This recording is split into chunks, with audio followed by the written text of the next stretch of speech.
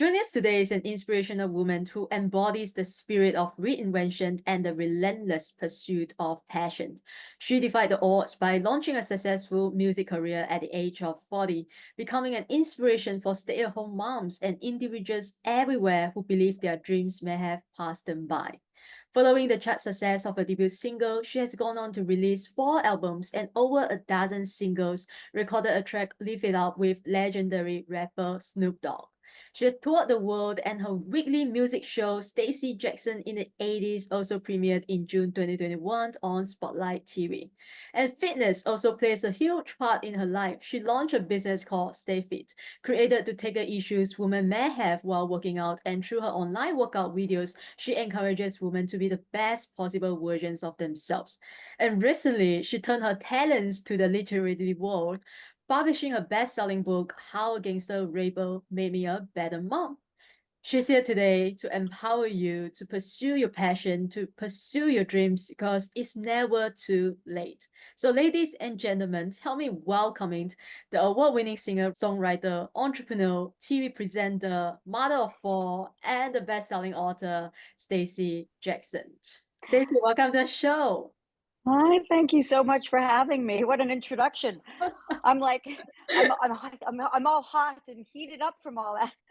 Yeah, I know, right? What an introduction. So I know it's Yeah. just from your tour. So thank you so much for taking a time out to be on our show today to speak to our listeners. So, I want to start with your career, obviously, so your journey into the music industry, into the entertainment industry at the age of 40. Although you don't look like you're in your 40s, but who knows? Well, I'm a little bit past my 40s now. I'm not going to Wow. tell you how old I am, but You don't have to. yeah, people could do the math. I'm a teenager of the 80s, so you can do the math. So where did it start? I mean, I was always singing. I was in bands since I was 15. You know, and it was always a passion of mine, and it was something that I really wanted to do. But sort of life gets in the way a bit, and I always tell people that when a door opens, you should peek in and see what's on the other side, because even though you might have a dream, getting there isn't always linear. Sometimes you have to do other things and try other things and experience other things in order to figure out how you ultimately will get to your goal, or not. Your goals might change throughout your life because you're trying things that you didn't know that you loved. So I worked in television for about 10 years, and I did like the PR side of things and the marketing side of things, and I launched television shows and television networks back in New York. And those years of living in New York and working in corporate television and sort of behind the scenes gave me a lot of experience in working with people, working in an art industry, also working and basically learning how to sell art. And that's a really tough thing to do. Art's very subjective, so it's how you get people to understand the messages behind the work. And so in television, it's like I was launching a few shows that could have been a fitness show, or it could have been a game show, it could have been I launched the Actor Studio on Bravo. And how do you get people to sort of forget just watching it, but wanting to watch it? What's going to keep them hooked? And it's so over the years, even though I write songs, and this is what I'm doing now, and this is what I've always wanted to do, my path wasn't ever straight. But I was able to pull up on the experiences of those early years, working in New York and learning the industry, how to deliver a message. And I think that really helped me as an independent artist to be able to get people to understand that what I'm doing is because not only do I love singing and do I love writing songs, but the messaging that I have behind the words and behind the music is most of the stuff that I write is inspirational. It's positive. It's motivational. It's that sort of stuff, like the mantras that you say to yourself all the time, that I've got this. It's never too late to live your dream. And so I think that it's never one journey. Your life goes like this. Yeah. So I hope that answered the question. It was a bit of a roundabout answer, but it's so right, because now hearing what you just said, it helps me understand why you are in so why you're doing so many things. You know, you have your own business, you have your own music career. You know, you are a mom, and you're also writing a book. You publish a book. So that the other question that I have now, I want to talk to you about is, okay. So balancing. How do you do it all? To be honest, like Stacey, how do you do it all? Tell us. Well, it's funny.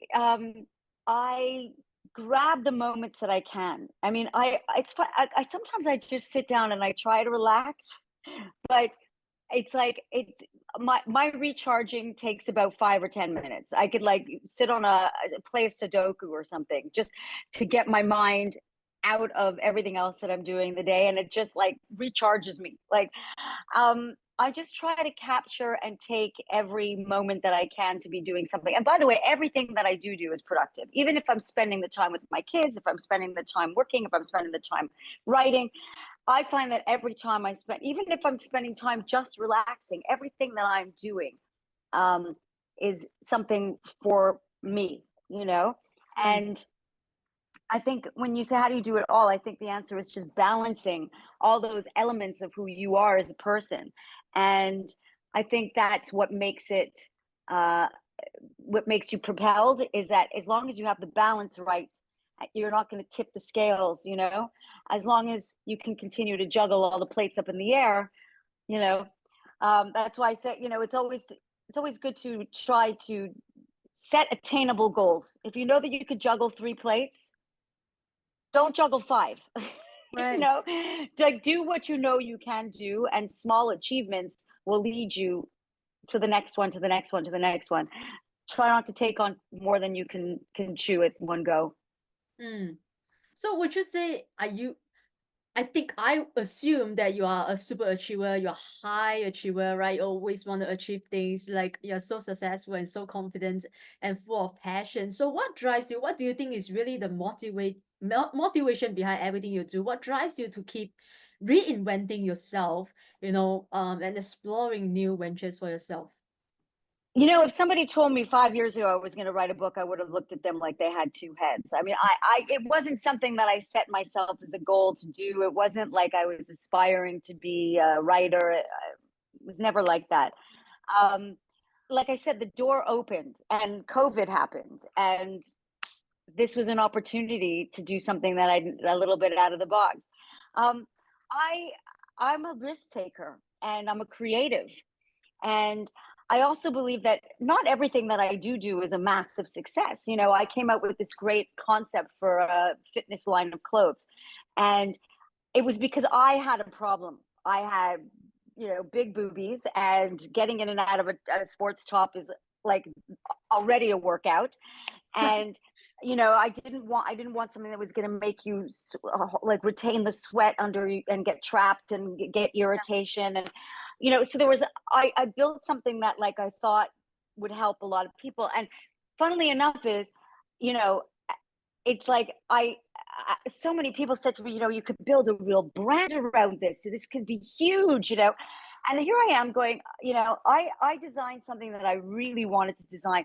I'm not in the apparel business. This is not anything I really wanted to do. Right. I'm a musician, I'm a creative writer, and like, the fact that I brought this garment to life was like such an achievement.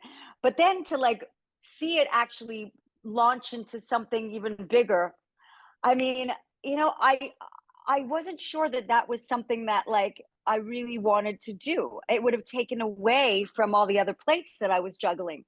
It would have taken away from my music, from my time with my kids, and then ultimately from presenting the television series. There's only so much that one person could do, and I had to really look at it and say, okay, how much do I love doing this? Is this, do I want to venture into the fashion and apparel business? This is something that I want to do. What do I really, And so I did it. I launched I went on a home shopping channel. I sold it. I did what I set out to do. But you know what? That was enough for me. I didn't need to like create this Right. huge brand of fitness clothes, especially in a world where fitness was, it's already, the clothing, has so Yeah. diluted. I mean, you could buy fitness clothes at Walmart. I mean, so it wasn't like I needed to do this. It wasn't part of my passion, but I wanted to try. And I Mm. think, like I said before, all these experiences that I've done in my life help me and make me a better person for the next thing that I do. Because I look back and go, okay, what did I do right? What did I do wrong? What did I learn from this? How could I apply this to the next project that I do? And I think all of that, is a testament to living life. Like I said, the door opens and I go into the door and I just see what's around. I can't. I'm a curious person and I'm a risk taker. And like, there's no, life is just too short to like not know what's on the other side. Whether or not you're good at it, but how would you know if you don't try? Well, you are definitely a risk taker, but I'm sure you know this as well. Not many people are like you, right? They are living in fear instead of living their dreams. And when it comes to pursuing our dream, many people we all have dreams, we all have goals, but so many people, they are so afraid to take the first step. They are so afraid to take the risk. What if I failed? What if I succeed? What if this? What if that? What will people say about me, right? And the fact that you Yeah. started your music career at the age of 40, did anyone, I'm just curious, did anyone say anything bad, like it's too late for you, or how did you overcome that? What was your biggest challenge? Ooh, that's a great question. Yeah, definitely. All my managers, you know, wanted to not turn me into something that I wasn't, but I suspect because I wasn't a young, um, malleable pop star Yeah. where, I'm either writing songs or I'm given songs to perform or to sing. And, you know, you're under the thumb of a record label who is telling you what you need to look like, what you need to do, what you need to wear. And even with my managers, they're like so funny because I actually have to manage my managers sometimes.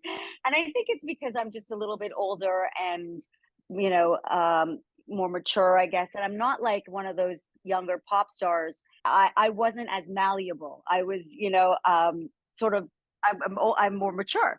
And so I think their ideas for me were a little bit different than your younger pop star. Age for me, as much as I saw the ageism in the industry firsthand, I always looked at it as an advantage for me. For me to be able to pull up on legitimate experiences in the from the 80s, growing up as a Gen Xer. I write songs about that and the sounds musically for me. I actually transcended and I've lived through the 80s and the 90s and the noughties. And I really believe that all of that adds to who I am today and gives me an advantage. Um, it is really hard because, like I said, labels have they're more linear and they they have their idea of how a pop star should be. But the advantage of the internet, TikTok, Instagram, Spotify, Yeah. we are very lucky as independent artists that we can get our work out. Again, the experience that I had from, being, having grown up in through the 80s and 90s, I I find that like a total advantage. I really do. I find that an advantage to me. I mean, Oh, I love it's that for you. definitely, yeah, it's definitely an advantage. I mean, I do see it both sides, so I can see how frustrated people can be, in various industries when they're looked at to be like dinosaurs, especially in the tech world where, as perfect example, I am shitty when it comes to technology, and as you can tell. But my kids in 13 seconds flats, they're like, reinventing a new app that's gonna like do Yeah. wash your dishes for you, and that's wonderful. But but what do I know about that? So there are things that but as an artist, I'm very, very lucky, like really lucky. I find that my age actually is definitely an advantage for me.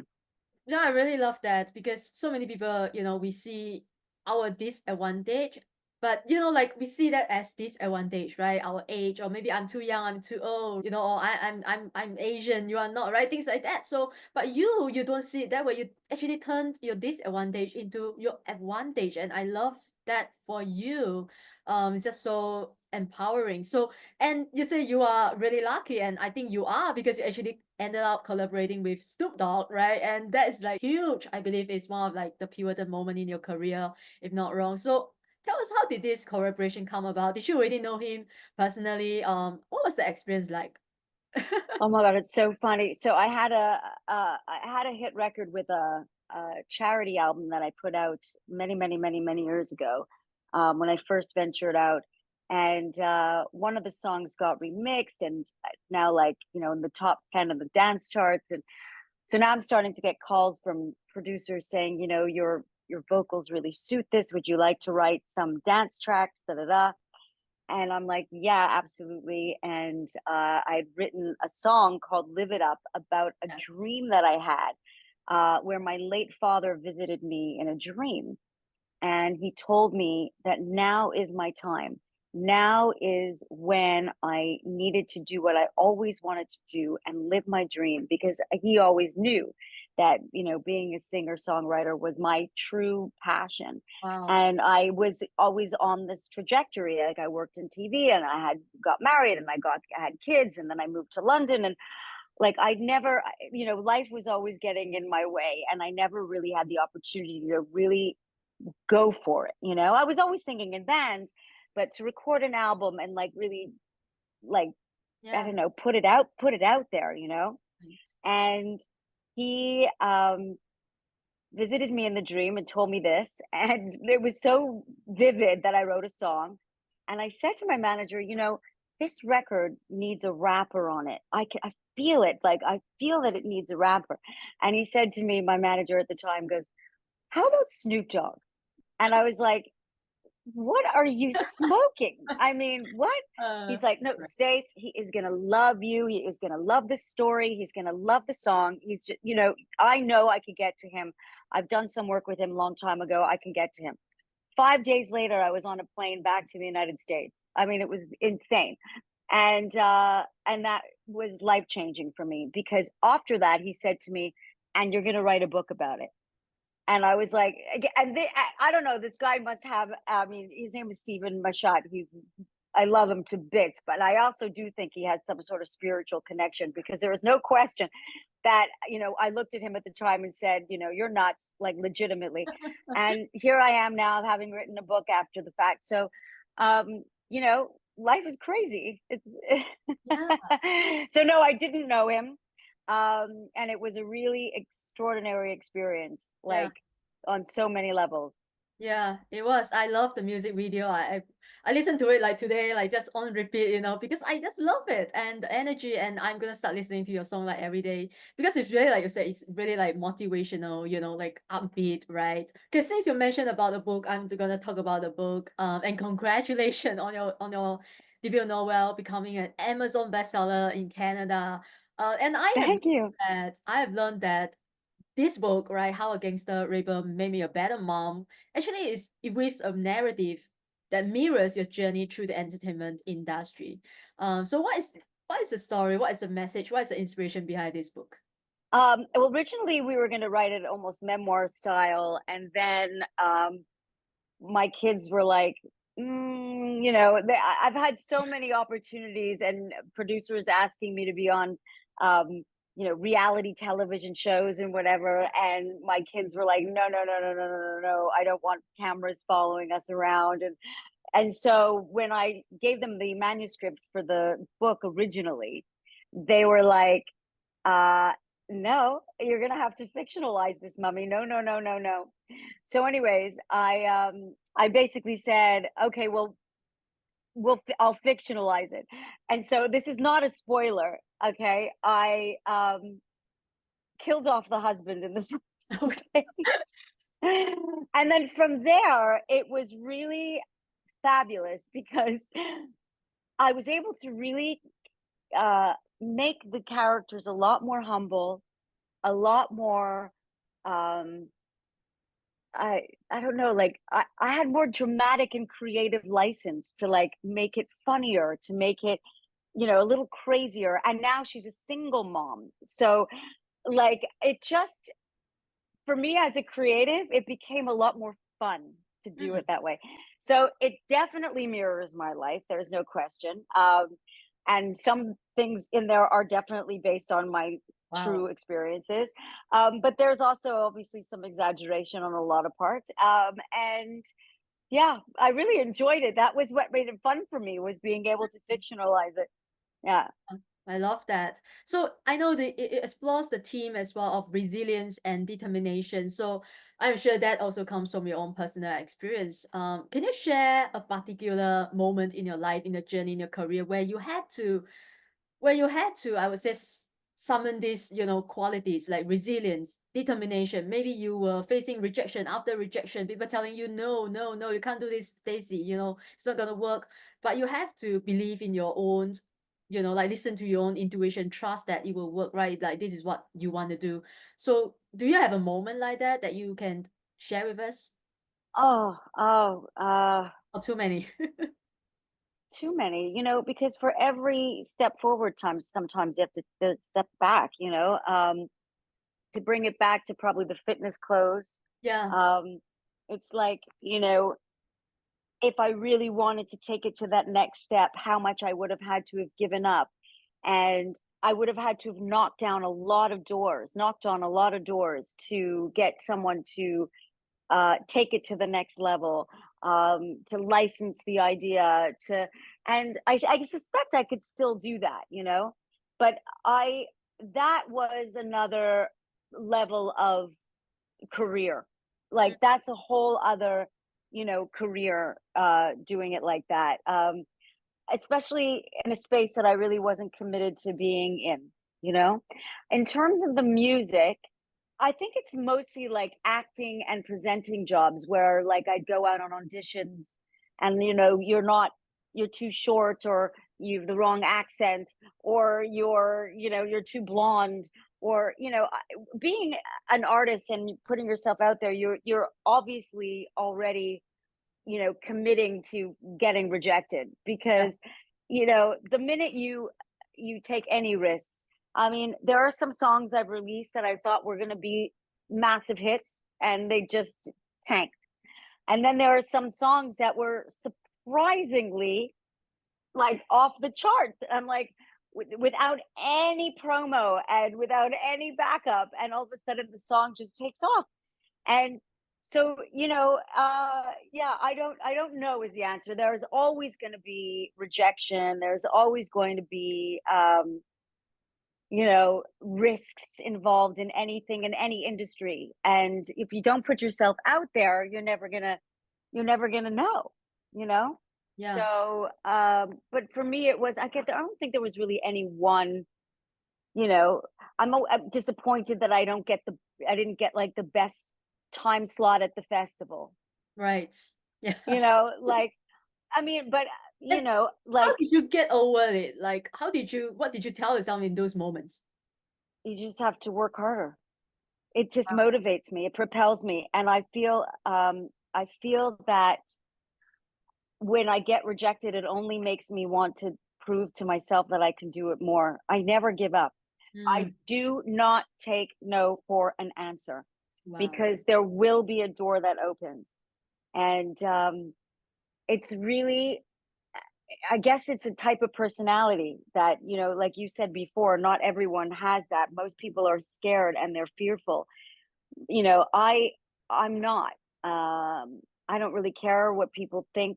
I'm an artist. Not everyone's gonna love what I do. I mean, not everyone even likes dance music, let alone the songs I put out. So, when you're in that space, you're already taking a risk. Like I said, art's so subjective, right? Mm, So that's I guess it's my personality, but it just makes me work harder. yeah, If that song didn't work, put out another song. yeah, Like, why say, okay, that song didn't work, I suck, I'm gonna give up? You can't do that. You have to be like, okay, so maybe that song didn't do well, let's try a different one. Or maybe that episode of Stacey Jackson in the 80s didn't get all the best ratings, but okay, let's what did we do wrong with that one? Why did people not like that topic? This is just an example. I don't know whether or not that's, Yeah. that's true. I'm just giving you an example. But like, I think that with everything that I do, if something went wrong, I look at it and I'm like, okay, what could I learn from this? Because it's just going to make me do it again and do it better. That's how I roll all my life, you know? You My should. fourth child would agree. She'd be like, you see, it took you 4 kids to get it right. Well, where did you think you get your, like, where did all this confidence come from?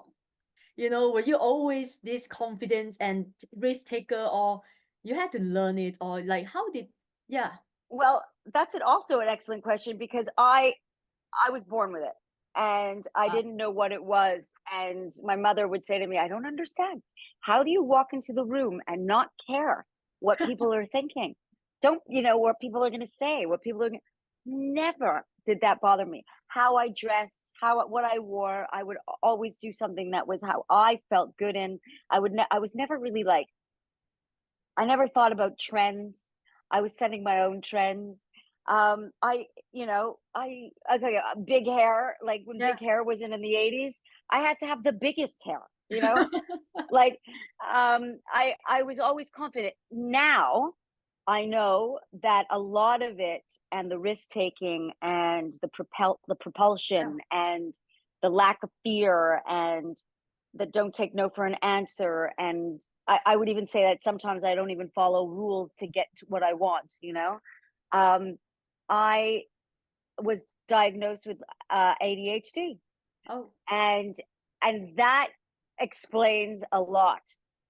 And I just thought that that was who I am, and Mm. it is who I am, and I believe very much so that my ADHD is my superpower, and because I can't imagine my life without it. But Mm-hmm. I am it was all my life ADHD, and I obviously have developed tools over my lifetime um I guess to manage it or to handle it. um and it's I think it's great. um but that's, I think, what it is that's propelled me. I know a lot of people who have ADHD and it's the total opposite for them. Yeah.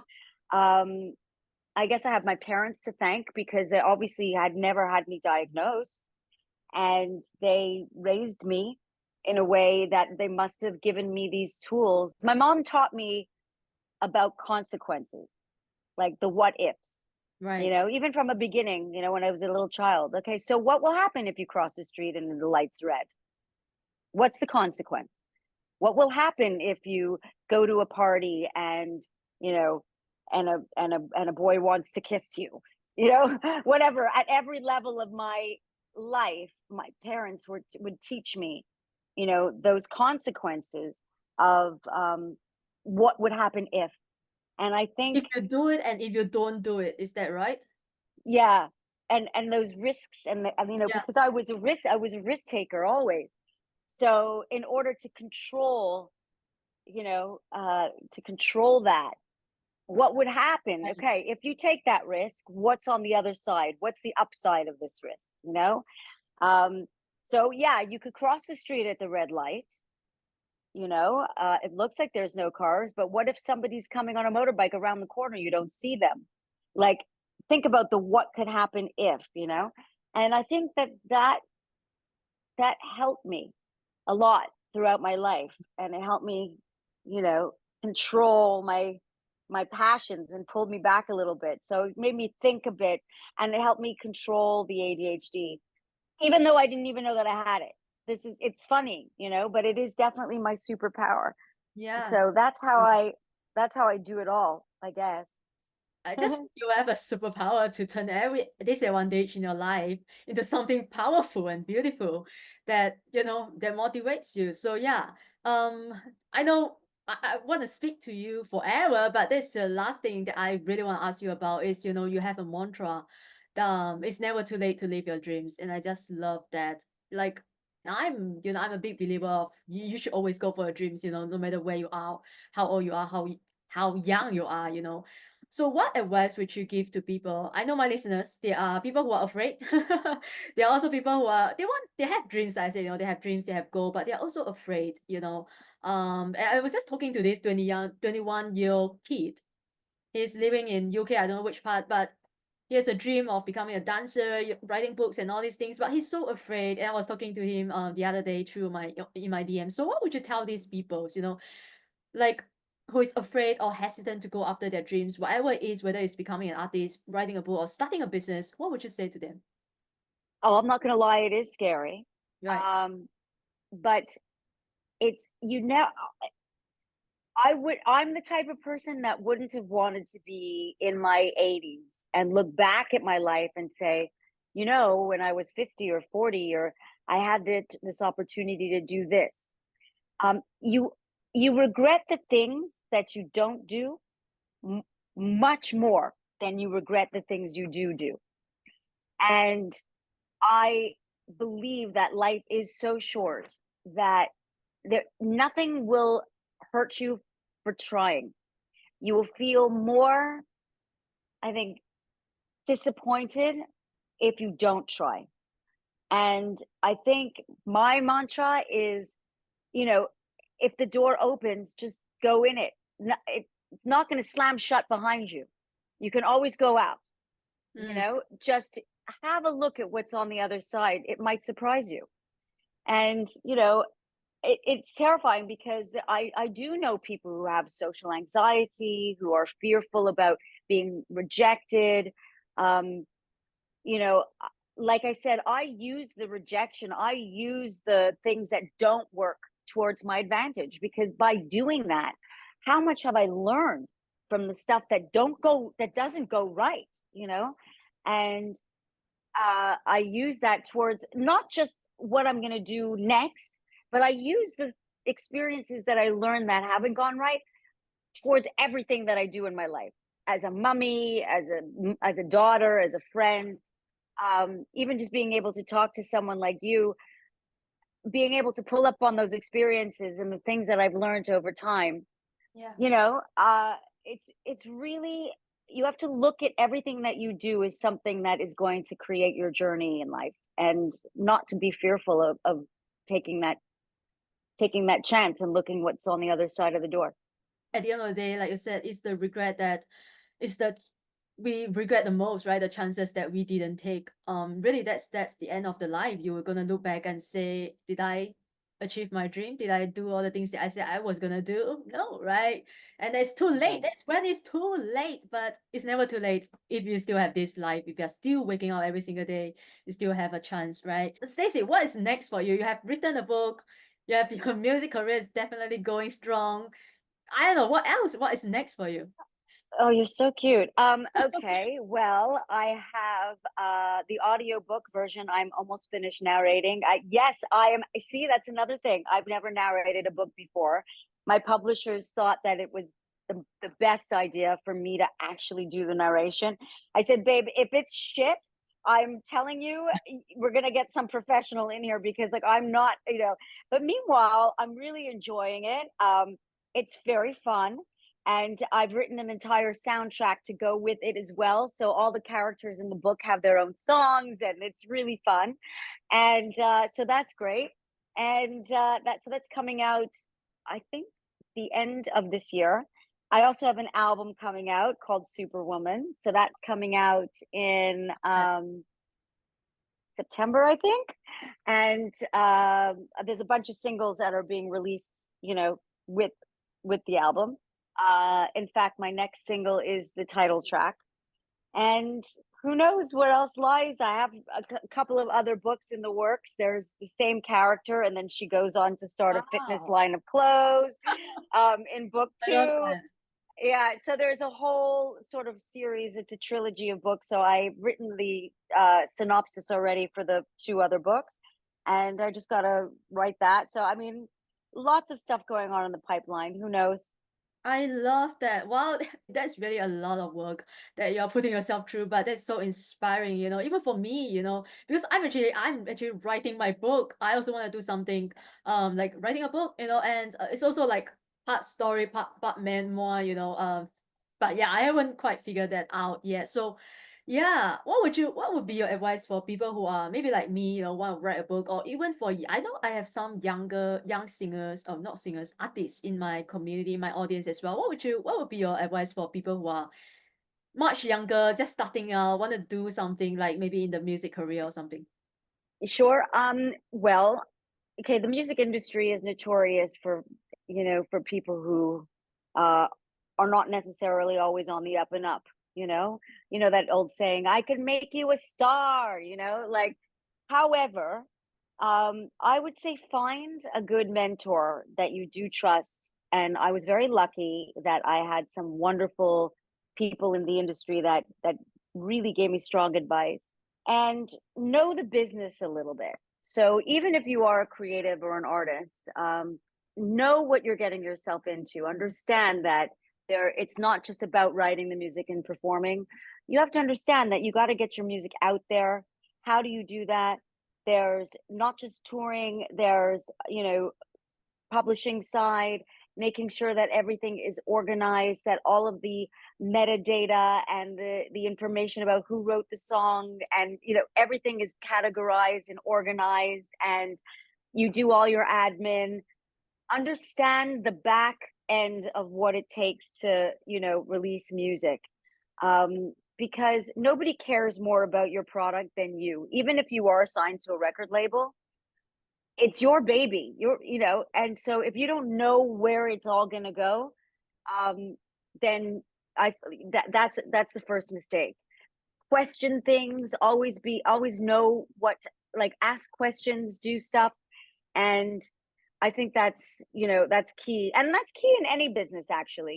Is I realized with my fashion brand, with my exercise stuff, that um I didn't love, being in that industry. Once I realized what it really entailed, I went to Germany, I went to Japan, I went to China, I went to Japan, I Oh my went, God. I had to learn about technical fabrics. I mean, it was more than I thought I was going to take on. Yeah. It wasn't just about creating the exercise garments. It was a whole thing. And so I believe that, you really need to know the industry that you're in, to a degree. You don't have to become a professional, but Right. you should just know what you're getting yourself into. And so that's my advice to youngsters. I think that the young, especially starting out in the music business, they should really, own it. They should question things. I feel it's important that they should really get to know what's also behind the scenes. And the best way to get to know that is find a mentor, right? Like you said, find a reliable, trustworthy mentor that can help you. Yeah, so I think that's like you said, it's true for any business, right? Whether it's starting a fashion brand, I'm sure you wish you had a mentor who was there to guide you every single step. Yeah, actually, that was the thing. I I really that was it. I mean, if I'd had a mentor or a partner, Yeah. um, who would have done it with me, I took it all on my own, and that was a heavy load. I Yeah. liked being the creative. I loved the designs of it, the concept of it, like creating it, taking it to market, like all that stuff was really my forte, really. Mm. um I thought that I could do it all, and take this business and become, but it's much bigger than you think, Right. and my passions really truly lie in the creation.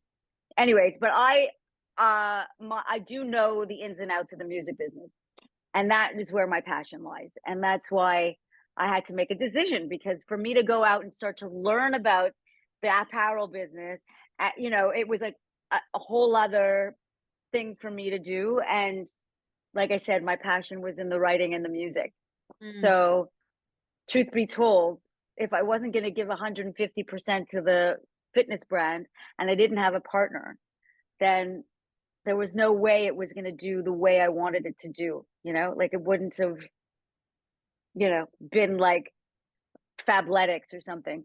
Yeah. Yeah. So but I do, I mean, you know, I really am proud of what I achieved with that, because I got the top out, I got the top made, I got it out there on the shopping channel, and that was enough for me. Like Mm. I, you know, and around it was what made it exciting for me. I was able to um come up with 3 dance albums called Stay Pumped Oh, around the fitness line.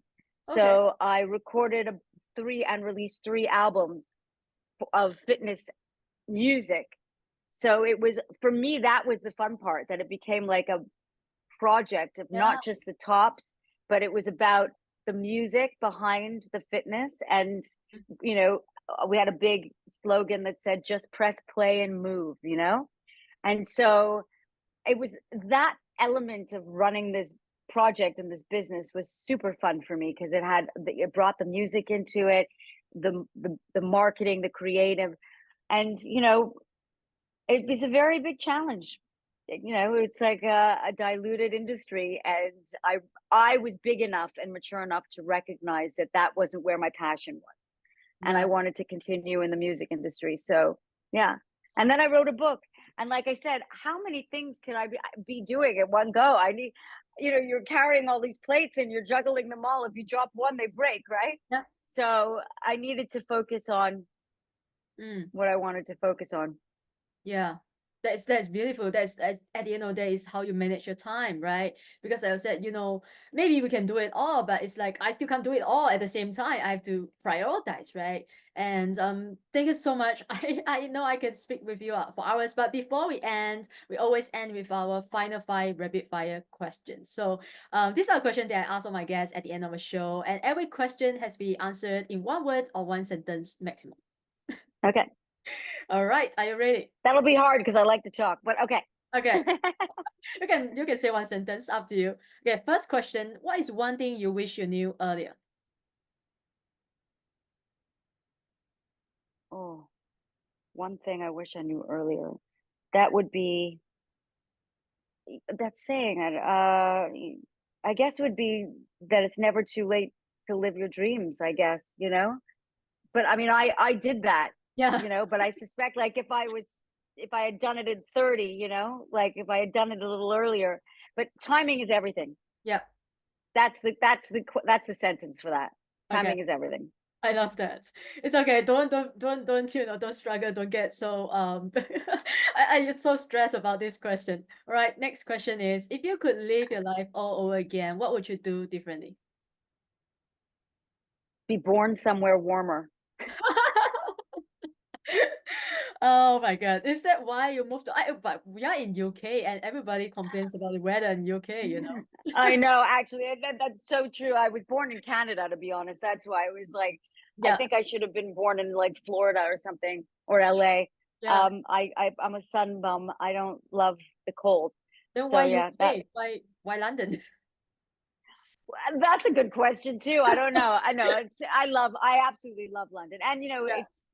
it's central to everything. So you could just get on a plane and go somewhere. So. Okay. Yeah. Okay, that's not part of the question, but let's move on. Okay. What is something you're trying to learn or curious about right now? Uh, how to narrate a book. Yeah. Okay. Yeah, that's a challenge for me now, and Yeah. I love this challenge. I'm taking it on full on, but Mm. it's a challenge because I've never done it before. So that's what I'm doing now, is narrating a book. Yeah. I think that's another nugget that we can take away is like you have to love the challenge. You have to love your challenge, right? Yeah. All right. If you have 5 minutes and the whole world is listening to you, what would you say?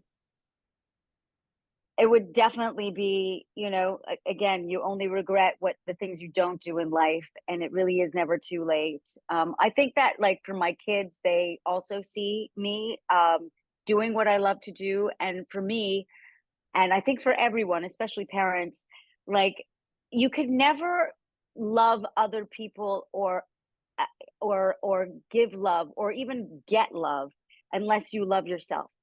And I think that I would never be a happy Stacey, fully happy, if I didn't have the passions that I had in my life, and I didn't have the opportunity to do the passions that I have. So the music for me, the TV stuff. You know, if I wasn't able to do what I love to do, I wouldn't feel fulfilled as a person.